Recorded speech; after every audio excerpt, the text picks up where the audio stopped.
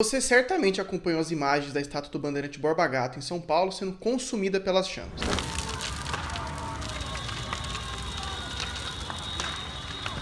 O caso segue quente, sobretudo pela controversa prisão do motoboy Galo e outros que reivindicaram um ato político contra o monumento. Mas não é só por aqui que a população tem se levantado contra construções que homenageiam velhos símbolos do passado colonial, como é o caso do Borba Gato, um escravocrata comprovadamente ligado à exploração de negros e indígenas. Por toda a América, cenas como essas têm sido cada vez mais comuns, e os motivos são bastante parecidos. Vamos voltar um pouco o filme. Em 2019, o Chile viveu a maior onda de protestos em muitos anos, em um movimento que começou pedindo o reajuste dos preços do transporte público e acabou levando até a formação de uma Assembleia Constituinte, que está acontecendo agora. Um dos símbolos do movimento foi a Praça Itália, em Santiago, que também é conhecida por outro nome, Praça Baquedano, sobrenome do general que dizimou os indígenas Mapuche no final do século XIX. No centro da praça, a estátua do general foi pichada e colorida pelos manifestantes, uma primeira mensagem contra a violência histórica. Mas eles não se deram por satisfeitos. Em março de 2021, o povo colocou fogo na estátua do militar. Dias depois, não deu outra. Ela foi removida da praça, sob justificativa de que seria restaurada. Para evitar ainda mais protestos, tudo aconteceu na surdina, de madrugada. Na Colômbia, a população também tem colocado abaixo seus borba-gatos.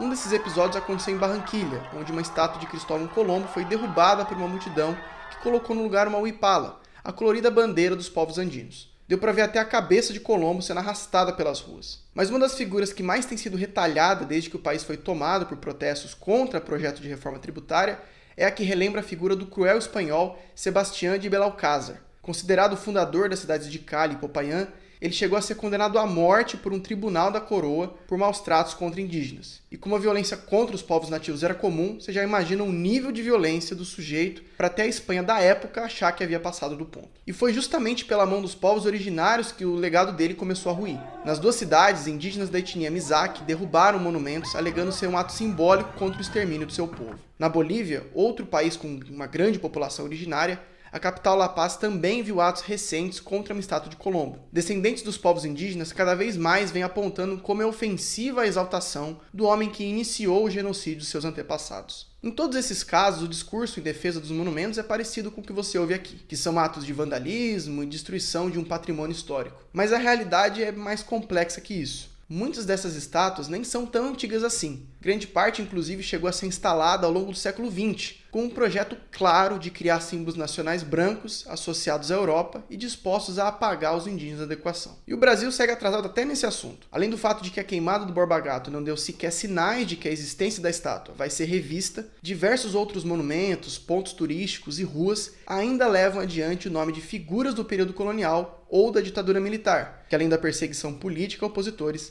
também massacrou indiscriminadamente a população indígena. E o exemplo de que a revisão dessa história manchada de sangue é mais do que necessária não vem só da vizinhança. Nos Estados Unidos, Canadá e até mesmo na Europa, que as estátuas tentam imitar, a coisa tem tomado outro rumo.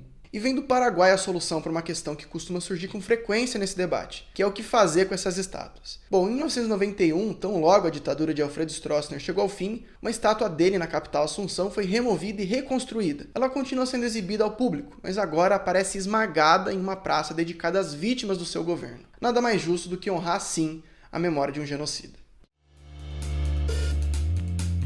Por não ter e nem querer patrocinadores, a gente precisa de vocês para fazer cada vez mais. Se você também acredita que o jornalismo pode salvar vidas por meio da informação, acessa lá theintercept.com/ajude e nos ajude a continuar nessa missão.